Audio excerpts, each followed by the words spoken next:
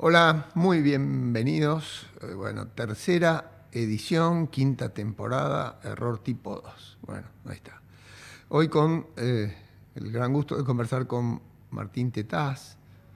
Por cierto, hace mucho que no hablo con él, así que me va a dar mucho entusiasmo saber qué piensa del momento económico actual, pero también, ¿por qué no?, del momento político de la Argentina. Martín es economista, pero una persona muy interesada en la cuestión pública, ha sido diputado. Bueno, no hace falta que yo lo presente, le voy a pedir a él que nos ayude. Martín, ¿cómo estás? Gracias por ¿Qué tal, sumarte. Walter? ¿Cómo Buen día, estás? ¿cómo están? Tanto tiempo, ¿tus cosas bien?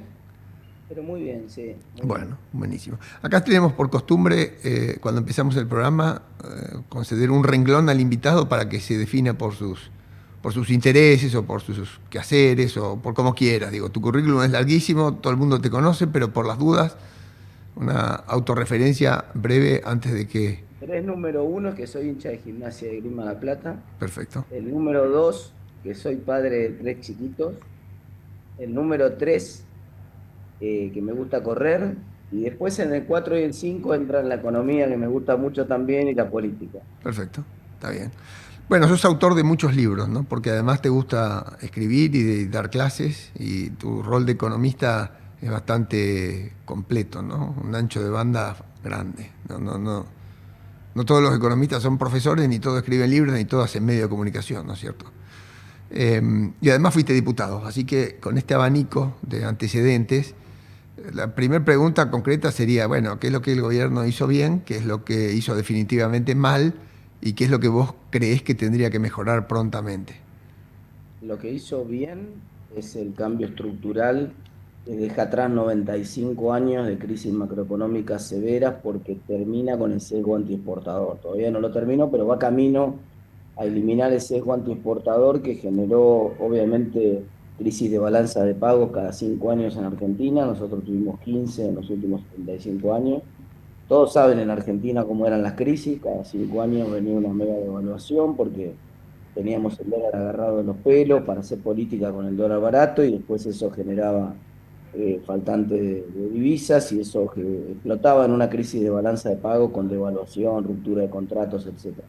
El gobierno terminó con esa historia decadente y yo creo que es un cambio incluso apoyado por buena parte de la oposición, particularmente por los gobernadores de la cordillera, ¿no? Medio obvio, pero también por otros gobernadores del interior no cordillerano, digamos, que de alguna manera lo que ven es que, digamos, había que terminar con esta historia de decadencia en Argentina. Me parece que ese es el cambio más importante y del que menos se habla. O sea, nadie, se lo habla más bien como una crítica, ¿no?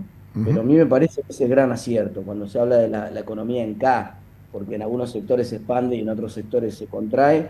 A mí me parece que terminar con el sistemático sesgo antiexportador que tenía la Argentina, con su política proteccionista, eso me parece que es el gran acierto del gobierno y el cambio que va a quedar. Que no importa si gana un peronista en las próximas elecciones, va Sí, a quedar. sí, ok. Ahora, el gran problema del gobierno es la política monetaria. La política monetaria del gobierno es francamente mala, hace lo que nadie hace en ningún lugar del mundo. O sea, nosotros tenemos, es una cosa insólita esto, Walter, porque seguimos intentando caminos creativos y novedosos que no sé por qué no miramos Chile, Colombia, Perú, Uruguay, Paraguay, Brasil, ¿por qué no hacemos lo que hicieron todos? ¿Por qué siempre queremos nosotros? No, pero deja que nosotros vamos a hacer un camino distinto. Entonces el presidente se aferra a la política monetaria, no la quiere soltar.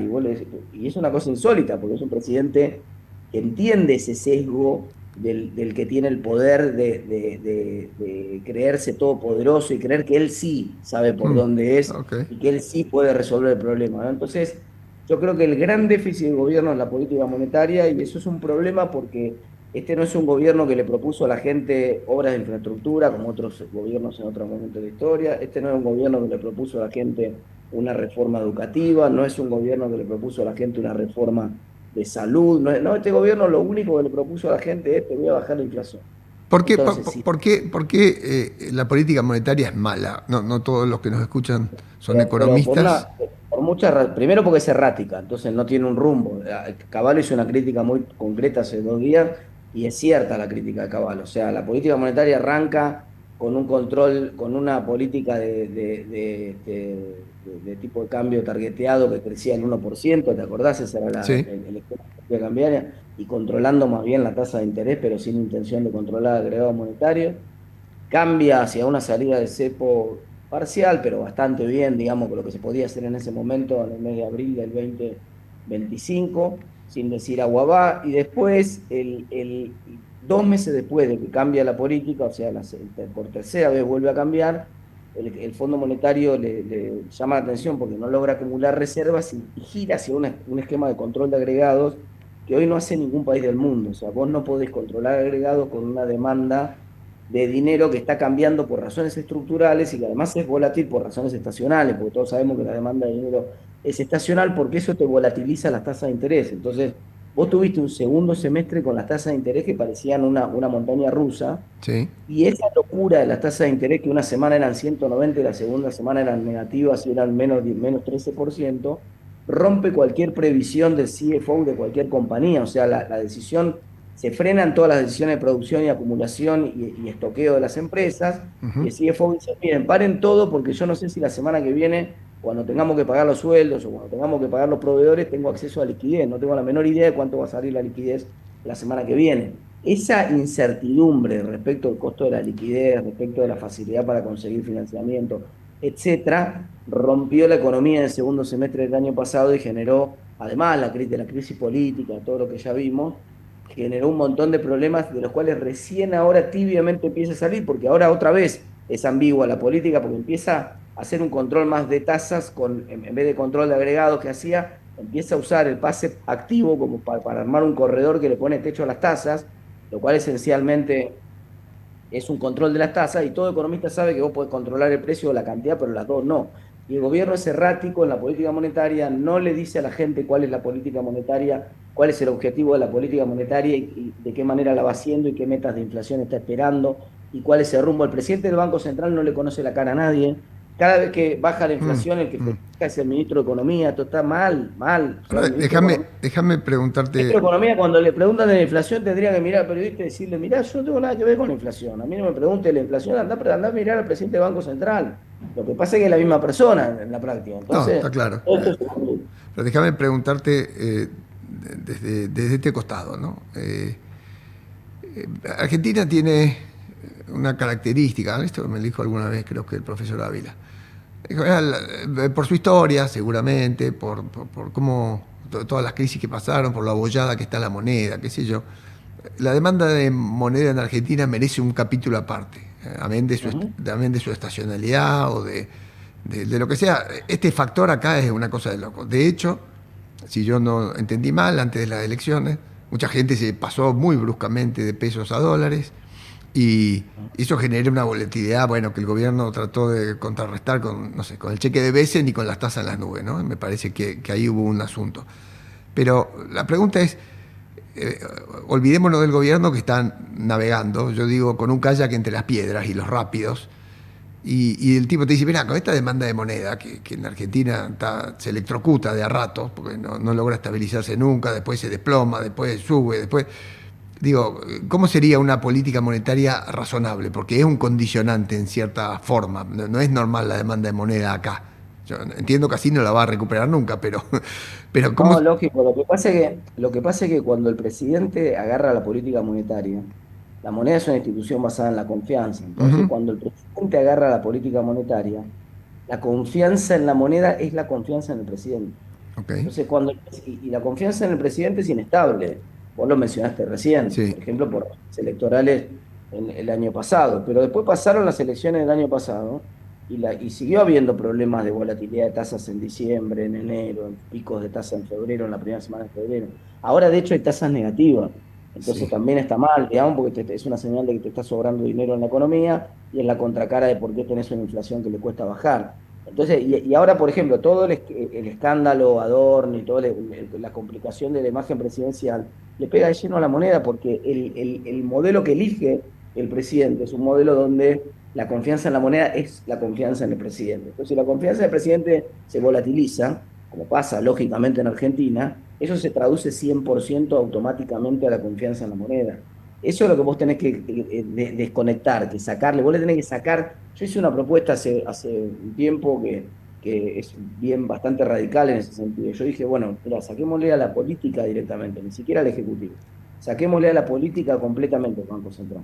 Pongamos una regla, que la regla sea que los 10 directores del Banco Central, o 12, no importa, pero supongamos que sean 10 los Sí. directores del Banco Central, uno por cada uno de los 10 principales bancos en depósito de la Argentina. Entonces, o que además 3 de los principales bancos son públicos, así que no, tendrían representación también en el sector público.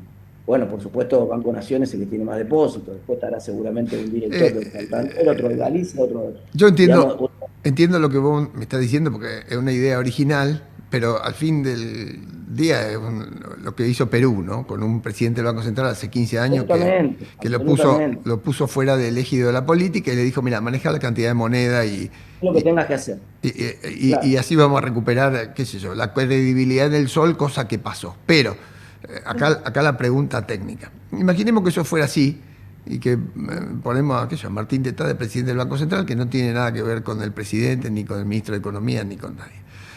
Digo, Argentina tiene más de un problema, ¿no? Uno es el de la demanda de moneda del que hablamos antes, pero el otro es sus antecedentes, bueno, antecedentes adictivos a la emisión, a la deuda, a los default, a todo lo que ya sabemos.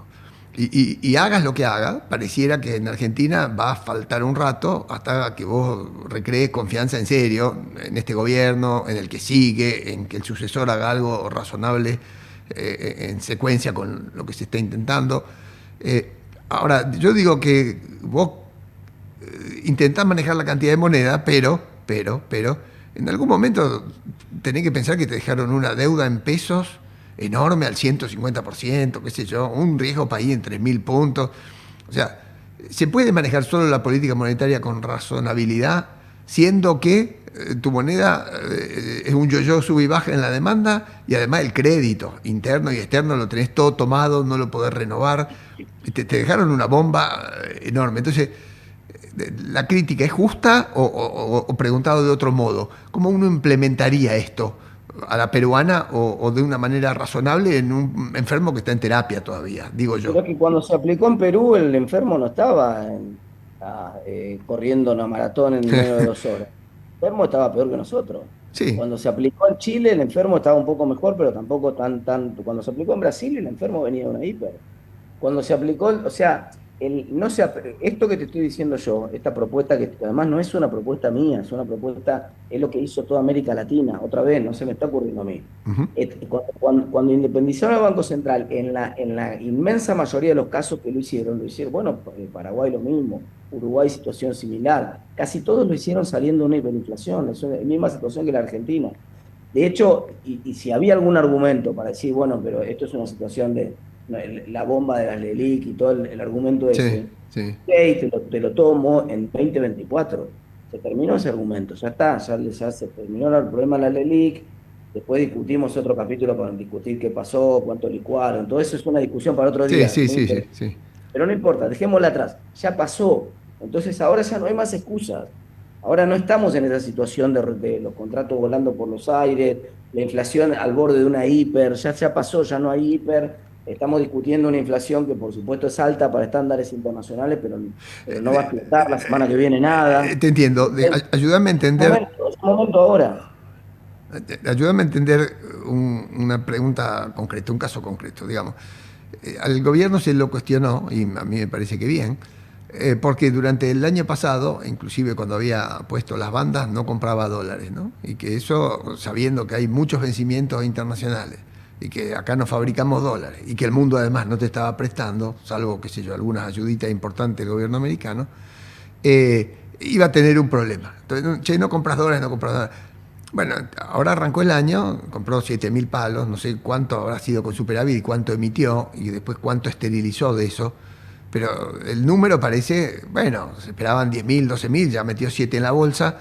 Me imagino que la cantidad de moneda que inyectó para eso es fuerte, después la habrá rescatado cada vez que hace esas licitaciones. Te vuelvo a preguntar, y porque quiero que me lo explique, quiero entenderlo. Digo, yo me imagino que no debe ser fácil maniobrar semejantes volúmenes, ¿no? De que te faltan tantos dólares que no tenés, que tampoco el superávit que tenés es tan grande, tan grande, tan grande para comprar todo como si fuera Noruega. Entonces, No, claro. ¿cómo, si yo te dijera, a ver, ayúdame a entender cómo implementaríamos esto? Porque vos me decís, mira, esto lo hizo Perú, lo hizo Chile, lo hizo Brasil en la hiperinflación, fenómeno. Y acá Argentina hoy lo tiene que empezar a hacer. Bueno, si vos me tuvieras que explicar a mí, a todo lo que nos escucha, decir, mira, hay una, dos, tres cosas que hay que hacer y dejarse de embromar y las tienen que hacer así. ¿Cuál sería esa recomendación para no quedarnos en el título? Mira, la política monetaria está Primero, mal. primero, regla número uno de la economía, el dinero es fungible. Lo que quiere decir que el dinero es fungible, que a mí no me importa a quién le comprás vos, de cuántas manos Ujú. pasás, Sí. etcétera. Lo que yo miro es tu resultado final. Tu Ujú. resultado final es que vos en el Banco Central compraste en el primer trimestre 200 millones de dólares, no 7.000. Compraste 200. Sí, vos compraste en una ventanilla 7.000, pero del otro lado te diste vuelta y se los vendiste al Tesoro. Entonces no compraste 7.000, lo que compraste fue 200. Sí, el Banco Compraste Central 200. compró Está muy 200, ok. bien. Está muy bien comprar 200 millones igual. No estoy bajando el precio Mm. porque es un trimestre estacionalmente más complejo. Ujú. Y además, lo que va a pasar ahora en este trimestre que viene es que va a comprar un montón, porque es el trimestre fuerte y hay buenos precios, va a comprar un montón, la cosecha es buena. Y el trimestre que viene, además, que normalmente se cae, también va a comprar y va a comprar porque, por suerte, ahora somos, por suerte no, por decisiones que se tomaron, somos exportadores netos de energía y justo nos tocó una crisis energética global en la cual los precios de energía están más altos. Ujú. Entonces, el superávit de 8.000 millones de energía que esperábamos para este año va a crecer a 12.000. Sí. Entonces, vamos a tener y además, todo, como la economía está parada, hay poca demanda de importaciones, con lo cual en el segundo semestre, que es un semestre complejo para el Banco Central, vamos a ver que igual compra. Lo que yo quiero decir es, no importa que el resultado que vos observes sea que circunstancialmente compra, porque lo que va a pasar va a ser que va a pasar esa ventana de dólares que ojalá se refuerce el Banco Central, buena noticia, etcétera, y vamos a empezar a discutir el riesgo Cuca el año que viene de vuelta. Y Mm. le va a pegar, va a haber gente que se va a empezar a dolarizar. Nosotros necesitamos, el éxito de la política monetaria se mide por la irrelevancia de la próxima elección. Si la próxima elección es relevante, entonces tu política monetaria es mala. Si la próxima elección es irrelevante, quiere decir que desconectaste el vagón y que por lo tanto, como le sacaste la política monetaria a la política, no hay chance, gane de quien gane la próxima elección, de que te toquen eso. Por supuesto, yo entiendo el argumento, la preocupación en la pregunta tuya, que se traduce en los incumplimientos. Nosotros hemos roto todos los contratos, tenemos una historia en eso, pero esto es como si vos tenés un pibe que tiene problema con el alcohol, digamos, y vos me decís, no, pero ¿para qué le voy a sacar la llave del auto si igual el pibe cada tanto me afana el auto de todas maneras igual? Bueno, igual, pero empezás sacándole la llave del auto. Empezás sacándole la llave de la bodega para que no pueda. Después, si el pibe rompe la casa y se afana una botella, puede ocurrir, pero ahí tiene menos chances si vos ya de arranque le sacás la llave del auto, ¿entendés? Ujú. Entonces, nosotros tenemos que sacarle la llave del auto al adolescente. Mm. Y no queremos, no sé por qué no queremos. No, Bueno, sí, sí, ya entendí. Ahora entendí lo que me va diciendo, pero me van viniendo otras preguntas, dale, dale. porque entiendo lo que vos estás diciendo, pero yo no sé por qué en la cabeza tengo algunas otras cosas. Y yo te las cuento y vos Claro, me claro. corregís o me enmendás. Digo, por supuesto que yo entiendo este déficit de política monetaria, ¿no? Te digo, uno lo toma de lo que vos decís o de los libros y en general, efectivamente, errática y tal y cual.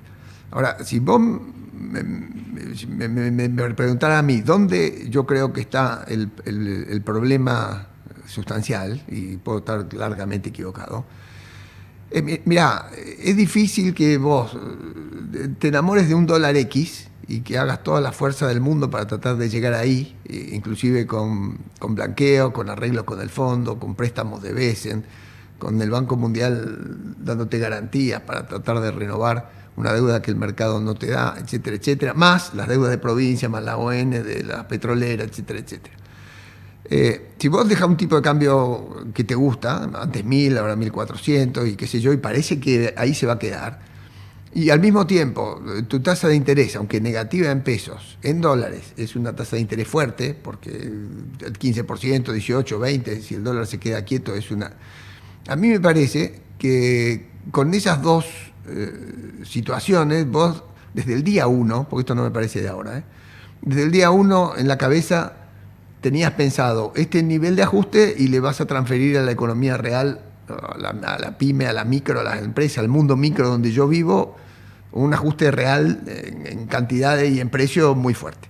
En un país que está cerrado, no es competitivo, que tiene un montón de regulaciones internas, y eso está generando para mí, no te voy a decir un sobreajuste, pero un ajuste que a lo mejor es innecesario en una parte del sector privado. No digo que los negocios no se vayan a cerrar porque hay mucho más e-commerce, no digo que hay cosas que en la Argentina no se hicieron 50 años mal con máquinas viejas, no digo que, bueno, no digo que no haya que modernizarse y que las transformaciones no demanden un ajuste enorme, pero en mi idea, desde el primer día, dije, bueno, ok, mira, si controlan el dólar y la tasa, a la micro le va a quedar un ajuste grosso.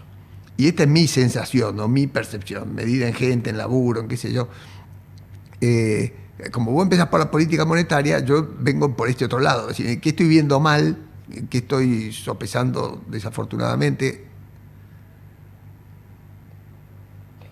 A ver, Walter, lo que pasa es que a mí no me preocupa tanto el valor X del dólar, porque ese es un valor que justamente en condiciones normales se equilibra solo. Entonces, ¿qué te quiero decir? La economía está parada hoy, por eso también el dólar se queda en se empieza a trazar respecto de del avance de la inflación y tener tasas reales en dólares tan altas, porque la economía también está parada. Entonces, no hay demanda de importaciones. Eso no va a ser necesariamente así. O sea, cuando vos arranques esta idea, yo escucho, el otro día me hicieron una pregunta de otra manera, pero parecida, que me decían, che, pero ¿y vos no le tenés miedo a la enfermedad holandesa? Yo digo, abrirse no es enfermedad holandesa. Vos tenés una economía cerrada. Cuando vos empezás a crecer en las exportaciones, no van a crecer solamente las exportaciones. Eso no pasa en ningún lugar del mundo. Lo que va a pasar es que vos tenés exportaciones que son 15 puntos del PBI, vas a converger a exportaciones que van a ser 30 puntos del PBI probablemente en 6, 8, 10 años, y cuando vos dupliques tus exportaciones y llegues a exportar 200.000 millones de dólares, que es lo que va a pasar relativamente en poco tiempo, entonces también van a crecer las importaciones, no va a crecer solamente las exportaciones. Por lo tanto, el tipo de cambio no va a tener siempre una oferta excedente de dólares. El tipo de cambio se va a ir acomodando. Y es más, las importaciones, cuando la economía empiece a crecer, van a sobrereaccionar el crecimiento de la economía, como siempre pasa, y por lo tanto la demanda de divisas que te va a generar el propio crecimiento económico va a ser sostenida y te va a permitir la convergencia normal del tipo de cambio. No va a quedar siempre en 1.400 el precio del dólar No, idéntico, no, no no, puede quedar en no. 1.400 y la inflación en 30, eso no va a ocurrir. ¿Eh? A ver si me explico mejor o le pongo la tilde donde me parece a mí. A mí, que el tipo de cambio sea 1.400 o 1.800 nominalmente, el número que quieran, no es lo que me inquieta per se. Pero cierto tipo de cambio, cuando vos mirás la economía, sin perjuicio que algún día se acomodará a partir de que entran más exportaciones y naturalmente va a importar más, todo ese proceso de acomodamiento del tipo de cambio, como la cantidad de moneda, te va dando, a mi manera de ver, una economía que en dólares me quedó cara. Sencillamente, pues yo me voy a Chile, veo los precios, me voy a Brasil, al supermercado, cara en transable, cara en no transable, me voy a España, es más barato que acá en muchas cosas, que una cosa increíble. Yo admito que la Argentina no es una referencia, ¿eh? Que el mercado está quebrado, que hay los que pueden comprar y los que no pueden, que los que no pueden buscan descuento todo el día, que hay niveles de precios diferentes, que hay infinitos descuentos, que está todo muy, muy, muy, muy distorsionado en cierto modo si uno le saca una foto.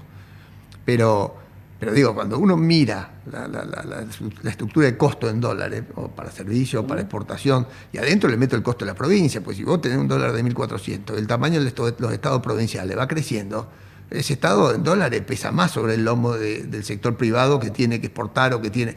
Entonces yo no digo, sí, la minería 10 puntos y ojalá venga toda con toda la guita para sacar el cobre que no sacamos nunca. Y el petróleo ya está yendo, como vos explicaste, y ta, ta, ta.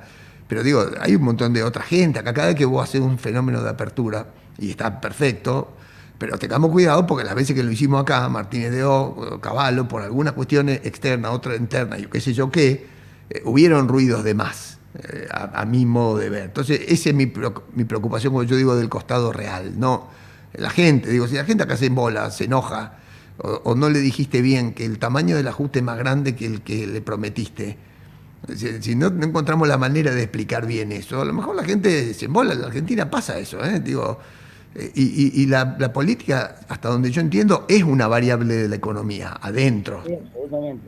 Entonces, Ahora te resumo como lo veo yo eso.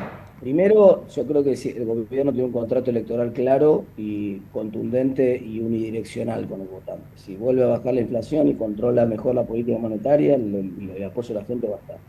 con dolor, con circunstancias. Yo todo el año pasado me cansé de hablar con gente, empresarios que te decían, che, ¿vos cómo estás? No, mal. Mm, ¿Y qué vas a hacer? Y no, lo voy a bancar, voy a votar a mi ley mm, igual porque esto ya lo sabíamos que iba a ser así, ujú. sabíamos que iba a costar, bueno, hay que salir de acá, ya no hay forma. Eso funciona cuando vos te haces un esfuerzo fenomenal, pero vos ves que la inflación está bajando efectivamente. Ahora, cuando vos ves en los últimos 8 o 9 meses, por eso está complicado políticamente el gobierno, porque la gente, a pesar de los sacrificios, veía que la inflación bajaba. Ahora los sacrificios siguen, pero la inflación ya no baja, entonces esta complicación de la micro que mencionabas vos se traslada al apoyo político. Eso es real. Dicho eso, por eso yo creo que eso se resuelve bajando la inflación de vuelta. Ahora, dicho eso, hay tres capas de cosas distintas que están pasando en Argentina que complican el análisis y que en la foto no se ven por separado. Entonces, cuando vos sacás la foto, vos no ves cuál es cada una de las tres capas. Vos mencionaste una a la pasada, que dijiste que los comercios cierran por el e-commerce, qué sé yo. O sea, hay un cambio tecnológico Sí, global. sí, Ese cambio tecnológico global no tiene nada que ver con mi ley, no tiene nada que ver en Argentina, está ocurriendo igual en todos los países del mundo. sí. Está generando empleo de plataformas, está generando un cambio en el mercado laboral de manera drástica, caída de Ujú. los trabajos asalariados formales, crecimiento del monotributo acá y en otros países del mundo del autónomo. Es decir, eso está generando un cambio que ya llegó, se va a profundizar y no va a parar, gobierne quien gobierne. Pero hay una capa de la crisis que vos estás viendo algunos sectores que no lograron adaptarse y que están sufriendo ese cambio tecnológico que va a ocurrir. En paralelo está el cambio estructural que mencioné yo al principio. Sí. Esta decisión de terminar con el sesgo antiexportador, que obviamente del otro lado del mostrador tenía sectores, sobre todo en los conurbanos, industriales protegidos. Ujú. Esos sectores industriales protegidos, ya está, perdieron la protección y a mi juicio tampoco va a volver. Eso me da la sensación, sobre todo por el fuerte apoyo de los gobernadores y porque no veo de dónde podría salir una alternativa política sino de los gobernadores, entonces no veo que haya una tendencia a cambiar. Me parece que ese cambio estructural, con los costos que tenga, se puede discutir cómo se administran, etcétera, llegó. Sí, o sea, Y ahí te Argentina hago- no va a ser más electrodoméstico, eso me decís. no, exactamente. Y Sí. ahí te hago un pie de página. Ahí te hago un pie de página. Ojo con el verso este de la apertura, pues no hay ninguna apertura. Argentina sigue siendo el país más cerrado del mundo. Hay un poco de menos de barreras para arancelarias, hay menos dificultades para No, no, acceder a los no, no, no, combustibles, no, para no, no, no. exportar. Yo estoy claro que lo que Pero decís. seguimos teniendo 35% de arancel externo común por el Mercosur, seguimos eh, teniendo un montón de impuestos internos que son trabas y de barreras regulatorias que son trabas. Entonces, un producto que sale 100 en China, yo estuve el año pasado en China, Walter, quedé impresionado, otro día te comento todo esto. Cuando yo preguntaba precios allá, me decían, los mismos tipos de allá me decían, no, pero mirá que este auto que sale 12.000 acá, o esto en Buenos Aires sale 24.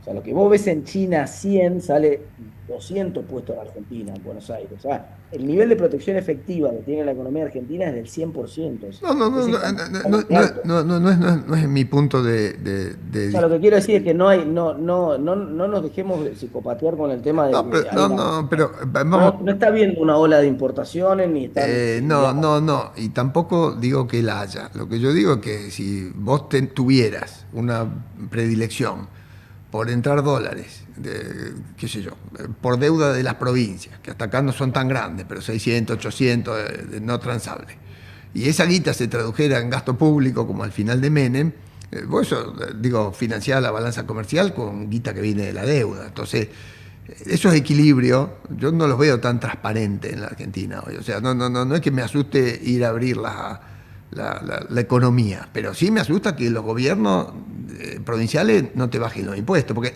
mi pregunta la formulo de otro modo. A ver, nosotros estamos en una trampa, desde 70 años de fracaso seguido, qué sé yo. Tenés, no sé, 10 millones de jubilados, 9, y tenés, no sé, 6 millones, 7 de personas que laburan en blanco, 3, 4 pico adentro del Estado, y después los demás, las plataformas y los monotributistas.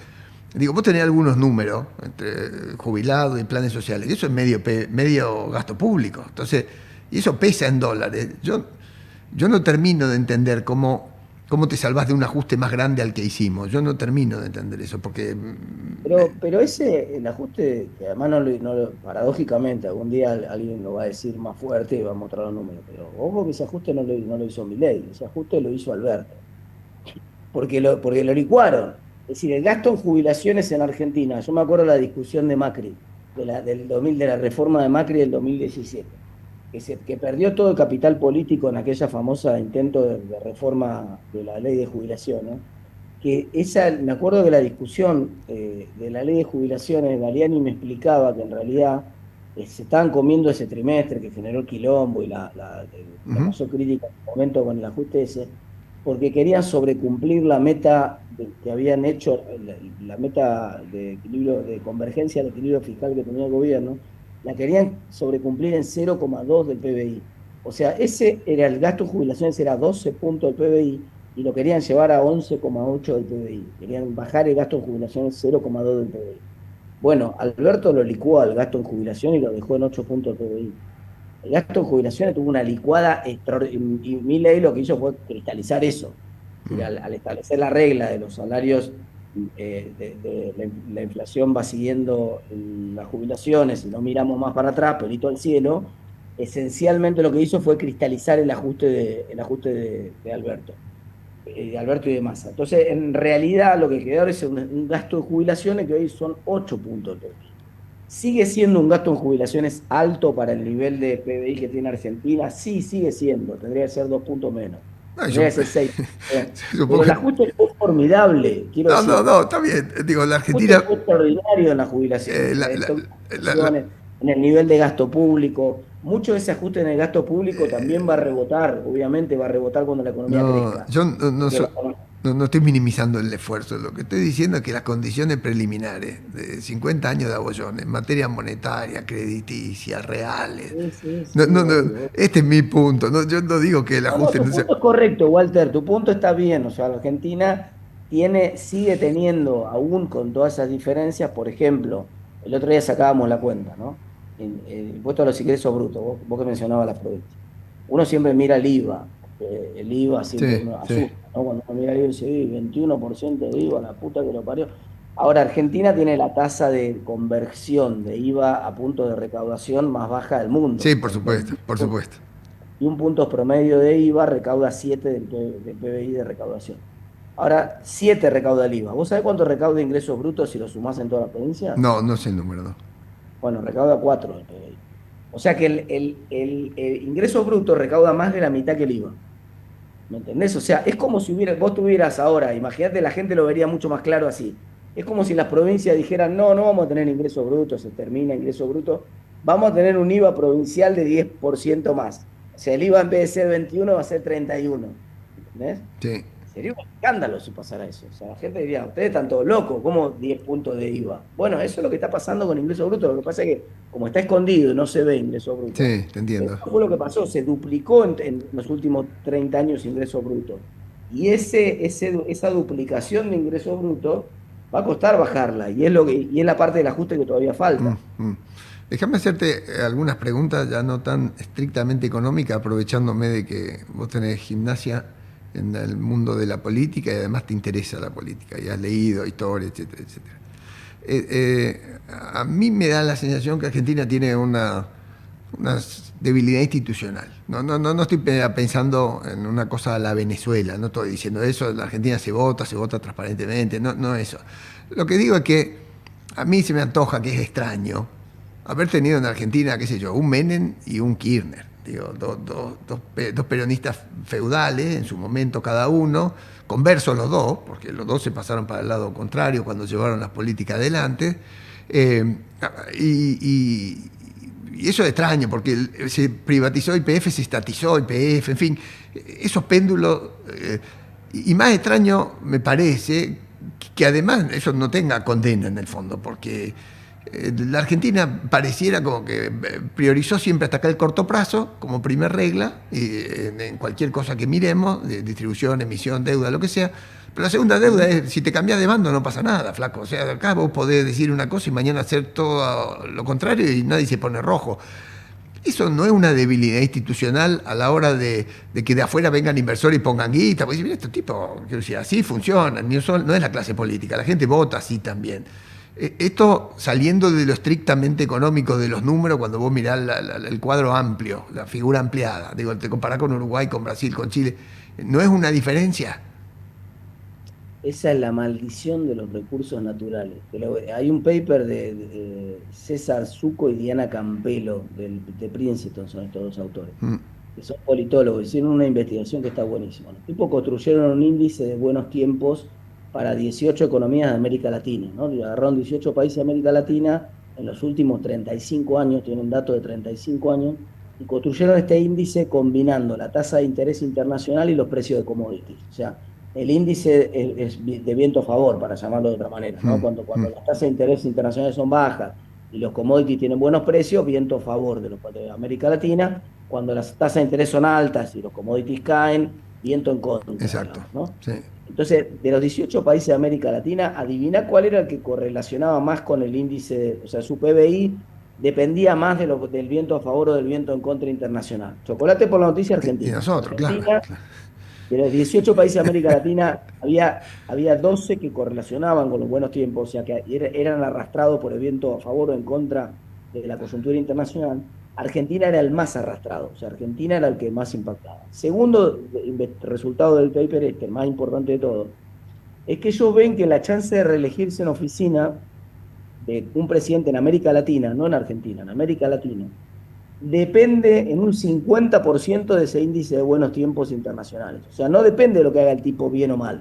La sociedad no premia o castiga si al tipo efectivamente cambia de bando, como decía vos, Sí, y ayer decía que había que privatizar y mañana dice que hay que estatizar.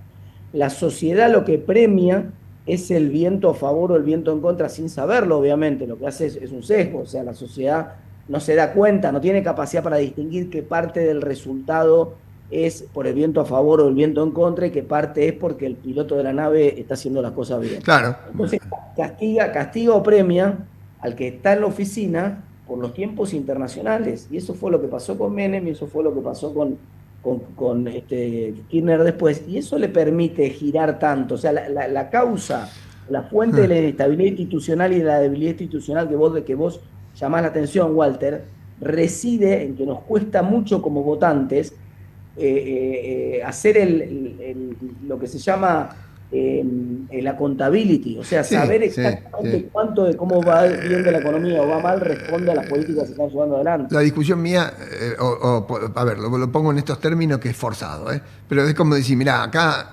no es el mérito de la buena gestión, sino el éxito de la gestión. Y a veces los vientos de Absolutamente, afuera exactamente. es exitocrático. Y si tenés 30 años o 40 o 50 de fracaso continuo, digo, medir la cantidad de vacas que tiene Argentina contra la que tiene Brasil, que me parece un indicador tremendo de fracaso total, Tremendo. ¿no? Digo, Argentina tenía más vacas que Brasil en los 70, en los 80, en los 90, y hoy Brasil tiene 4 veces más vacas que Argentina, siendo nosotros la mejor marca de carne del mundo probablemente, o por lo menos mejor que la brasileña. Entonces, ahí tenés el índice de atraso o la falta de captura de oportunidades. Pero lo que le escuché decir a Gerchunov la vez pasada, me dice, bueno, lo que pasa es que si vos tenés fracaso continuo, la gente se le rompe la brújula, se desorienta. Entonces la gente va viendo cómo le va en el día a día, cómo agarra la tabla para salvarse y va votando. No le pida que entienda de economía ni que pueda merituar lo que está haciendo bien el gobierno. Si es que no hay plata, o había demasiada o faltaba la plata. Entonces, de esa trampa, ¿cómo salís? Porque te pregunto, porque yo sé que vos sos economista y además sos un gran comunicador. Entonces, ¿cómo le explicás a la gente que Argentina, siguiendo a Rapete o a Gerchunov, dice, bueno, mira, el tipo de cambio bajo viene cada rato, después se acomoda, después vuelve a ser bajo, y mientras es bajo, los gobiernos consiguen estabilidad? ¿Hay algo en esas cuestiones que tenga que ver con la manipulación de las tasas, de la guita y con las elecciones A mí cada me 2 años? parece, a mí me parece que Argentina nunca logró todavía el consenso de estabilidad macroeconómica, ¿no? Ah, ok, Que sí lograron ok, los otros países de la región. O sea, ok, nosotros ok, logramos el ok. consenso democrático. Hasta hace no tanto, Sí, nos sí, mataban a la calle a ver quién, sí, alguien subía al gobierno y se mataban entre todos a ver cómo lo podían bajar a que llegaba. Y si no te gustaba el gobierno, lo que pedía la gente era un golpe de Estado, digamos. La gente celebraba el golpe de Estado. sí, Después, fría, pero al principio salían con la banderita a la calle celebrando el golpe de Estado. Ese consenso de estabilidad democrática lo logramos en los 80 y lo sí, exportamos al resto de América Latina. Pero después el resto de América Latina logró un consenso de estabilidad macroeconómico y nosotros no nos pudimos subir ese ok. consenso de estabilidad. Entonces, tenemos una volatilidad tremenda macroeconómica que no tiene el resto de la región. Me da la sensación a mí, por lo que te decía antes, Walter, que nosotros estamos avanzando hacia ese consenso de estabilidad macroeconómica y por eso me parece tan importante ahora lo de la independencia del Banco Central, reforzando el argumento que hacía antes.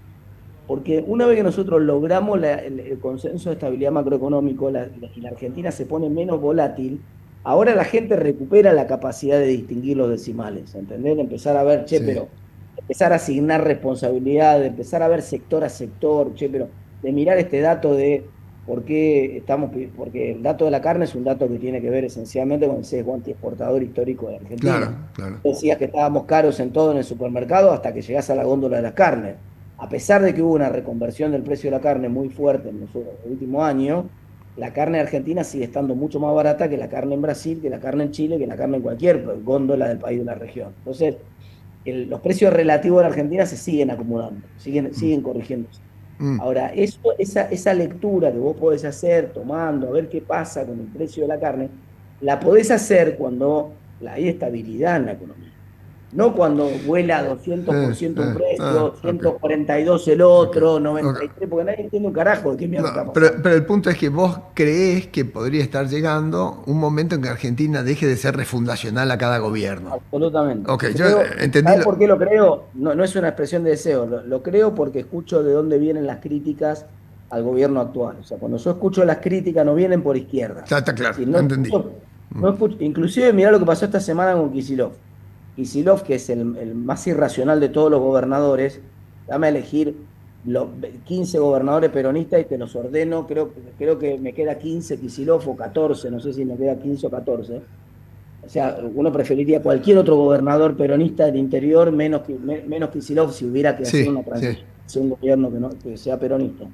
Ahora, Kicillof esta semana le pegó un saque fenomenal al transporte, a la tarifa de los Los colectivos, en la subsidios, sí. provincia. Porque también le cayó la ficha esa, digamos. El tipo dice, bueno, ¿hasta dónde puedo seguir con la demagogia Subsidiando, de claro. Ah, subsidio, transporte? Y mirá que hay 3 millones de tipos del conurbano que fueron votantes de Milei en la no, última elección. entendí, Él está entendí, tratando de recuperar, le va la vida en que recuperar esos votantes para ser presidente, entendí que tu van a Buenos argumento. Aires todos los días a laburar y Sí, pagan 3 sí, colectivos. entendí tu... Bueno, le pegó de lleno, ¿eh? Abajo de la línea de flotación les dio a todos esos. No, Les pegó el saque bajo. eh, Pero lo hizo el tipo, quiero decir. sí, sí, Me sí. da la sensación, por las críticas que veo de dónde vienen y qué críticas hacen, no hay nadie diciendo, che, hay que desandar la ley de glaciares, nos equivocamos en aprobar esta No, ley, hay te que entiendo, te entiendo desandarla, hay que perfecto. poner retenciones otra vez al sector productivo. Ese discurso no lo escucho. Déjame hacerte dos últimas preguntas. Una tiene que ver con esto y la otra me quedó colgada de todo lo que hablamos antes en materia económica. Pero ya que estamos hablando de reglas, de instituciones, de la parte que tiene que ver con la política, eh, eh, viste, en economía se usa una caricatura de lo que somos de verdad. No te voy a decir esto a vos, que ha escrito un montón de libros sobre cómo es el comportamiento de los seres humanos y te gustó la economía comportamental y todas esas cosas. Pero digo, nosotros somos una caricatura y decir, bueno, en general la gente se fija lo que le interesa y va acomodando sus decisiones para tratar de mejorar su día a día en todos los órdenes y va haciendo acuerdos, y compra, vende, ta, ta, ta. ¿Mm? Y en política también usan la misma caricatura distinto, porque se supone que hay como una especie de gran contrato social y la gente mira lo que le interesa y hace su opinión pública y de una manera indirecta o que van haciendo un contrato entre todos. Siempre hay un tipo racional, interesado, calculador, ta, ta, ta, ta, ta. Ahora, Rawls, cuando escribe la teoría de la justicia en el prólogo, y a mí eso me llamó mucho la atención y me divirtió mucho, dice, no, la justicia tiene más que ver con Adam Smith, es un sentimiento moral. O sea, en el fondo, y él dice algo así como, mirá, si vos crees que hay ciencia, no podés negar la verdad. Puede que la alcancemos o no, pero la ciencia la busca la verdad. Si vos creés que hay sociedad, no podés negar la justicia. Entonces, tiene que haber un camino a la justicia, una búsqueda de la justicia. Y en el fondo, si tenés una justicia que es bipolar y tenemos dos criterios de justicia en la sociedad, en el fondo terminamos a las piñas, qué sé yo, qué sé cuánto. Hay muchas teorías de antagonismo en la Argentina, de dos maneras de ver el mundo, de dos criterios sobre, no sobre lo que nos conviene, sobre la justicia. Entonces la pregunta teórica, aprovechándome de todo lo que vos has estudiado, si en realidad la manera esta de razonar aplica o no. O sea, ¿se puede ver todo en la Argentina como una cuestión de interés o en el fondo hay que buscar ese consenso, no tan solo en lo político, sino en un acuerdo de trasfondo de lo que creemos que es justo o no. Esa pieza, esa pieza del motor, en Argentina, ¿es una pieza que está sana o qué? Una pregunta que me hago y te la transmito en estos términos. Obviamente, ese es el margen de diferencias políticas aceptables y razonables en cualquier país que funciona. Digamos, vos vas a tener un desacuerdo algún desacuerdo en ese principio de justicia, o entre la izquierda y la derecha. Entonces, cuando llega a la izquierda, te va a subir los impuestos a los ricos, te va a aumentar el gasto social, Mm, mm, eso pasa, digamos, pasa en Uruguay, pasa en Chile, pasa en Brasil. El mejor ejemplo creo que es Brasil. mm, Pero entonces, digamos, y eso no pone en riesgo el equilibrio macroeconómico, ni pone en riesgo eso. Sí, me parece que eso permite consolidar el equilibrio social, saber que hay rotación, saber que vos tenés un principio de justicia social, capaz que estás a la derecha y tenés un principio de justicia social donde querés menos impuestos para los ricos y querés mm, menos transferencias sociales. No pasa nada, vas a tener tus 8 años para gobernar y entonces me parece que esa rotación y la alternancia política construye ese equilibrio social, porque garantiza que yo no rompa, no tenga incentivo para romper la regla de juego y para salir a patear el tablero. mm, En tanto y en cuanto yo sé que está bien, hoy no me gusta tanto, yo tal vez soy más de izquierda, hoy no me gusta el equilibrio de justicia social que tiene el gobierno, yo me gustaría un equilibrio con un poco más de impuestos a los bienes personales, ponele, no es mi caso, claramente porque soy el autor del proyecto para derogarlo, pero supongamos que yo fuera un tipo más de izquierda que el gobierno, entonces quiero más impuestos a los bienes personales y quiero mm. más gasto en educación primaria y secundaria. Ponele, o en subsidio, bárbaro. Y voy a tener mis 8 años, y voy a hacer esos 8 años, y después va a venir alternancia política. La alternancia política garantiza que la gente resista un equilibrio de justicia que no está 100% alineado con su principio de justicia, pero que acepta que el principio de justicia es estable entre bandas, entre una banda superior y una banda inferior. La banda inferior del principio de justicia la pone Sí. la derecha, la banda superior del principio de justicia la pone la Vos decís izquierda. que el juego democrático, transparente, aunque con muchas cosas imperfectas en la Argentina, de todo el modo en que funcionan nuestras instituciones, porque tienen mucho trapito al sol que poder sacarse, ese modo de funcionamiento transparente de la democracia ha soportado aún péndulos ideológicos muy fuertes en materia de justicia. Pero las cosas, vos sos más de la idea de No que... tan tampoco tan fuerte, tampoco tan fuerte. Vos fíjate una cosa que al final, mirá lo que está pasando con el gobierno este, ¿no? El gobierno, Milei llega al gobierno y lo primero que hace Subir la es guacha. duplicar la UAP. No, eso estoy de acuerdo, pero ¿Está bien? Entonces el tipo tampoco es un péndulo que se va de un extremo al otro extremo. Y de hecho lo que hace es ordenar el tema de los planes sociales, terminar, sí, le rompe el culo a los intermediarios, es que yo que creo no que los aguantaba nadie. es que yo creo que Milei no es la persona del extremo que todos creen, ¿no? Yo creo que Milei es bastante político. Absolutamente. Nosotros creemos que Ahora yo sí creo que Cristina y Néstor llevaron el gasto público a 45 puntos, ¿viste? Eso, digo, esos 20 años no lo soporta nunca. Le metés el doble al bueno, Estado. pero ellos hicieron, al peronismo le pasó siempre lo mismo, ¿no? El peronismo es una hermenéutica de la abundancia, me gusta decir a mí. Porque ellos pensaron que esa situación era perdurable. Mm, Es decir, ellos se mm, comportaron mm, como si mm, mm. la soja 600 para que entendamos, la gente a veces se queda con la nominalidad, ¿no?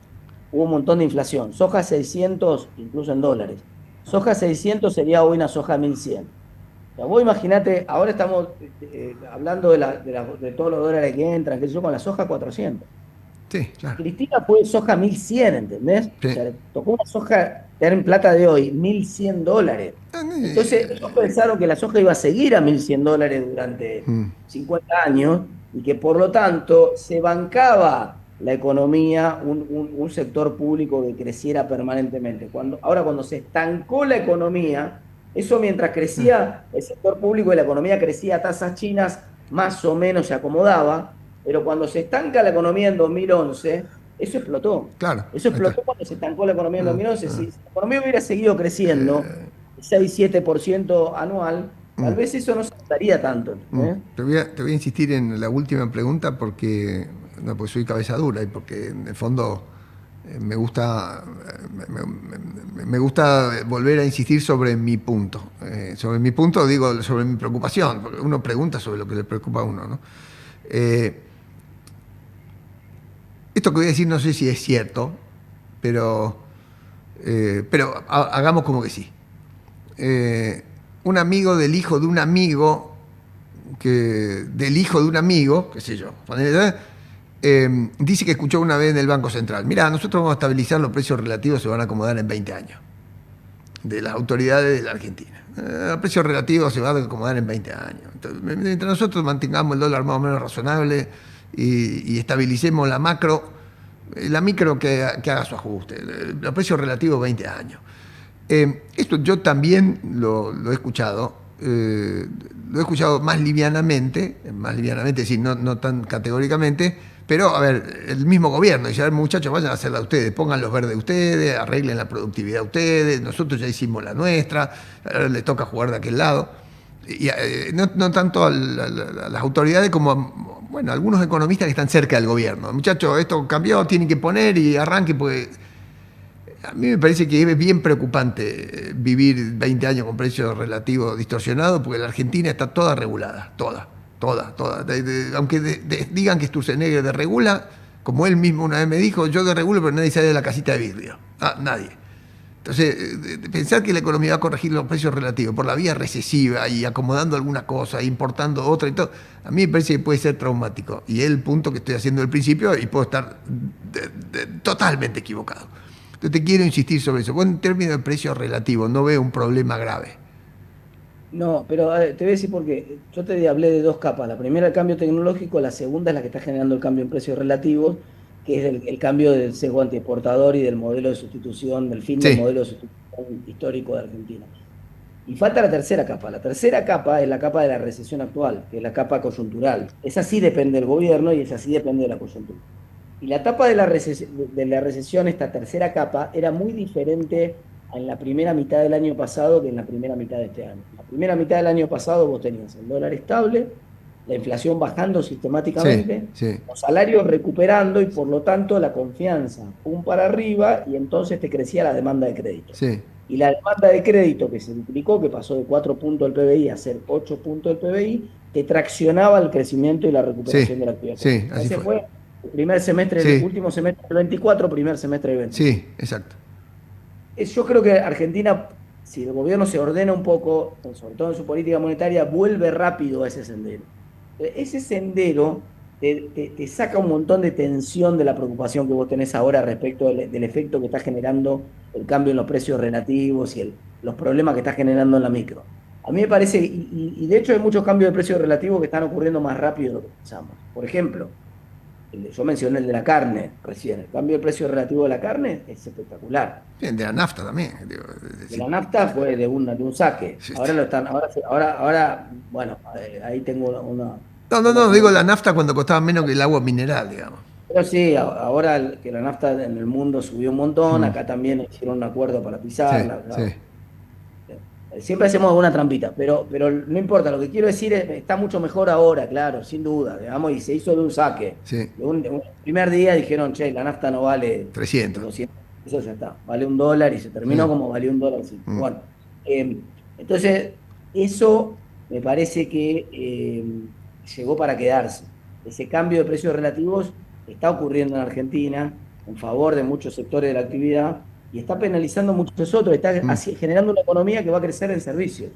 Entonces, si persiste, ojo, yo hice un punto durante 3 o 4 minutos de que el tipo de cambio con la economía creciendo no es este.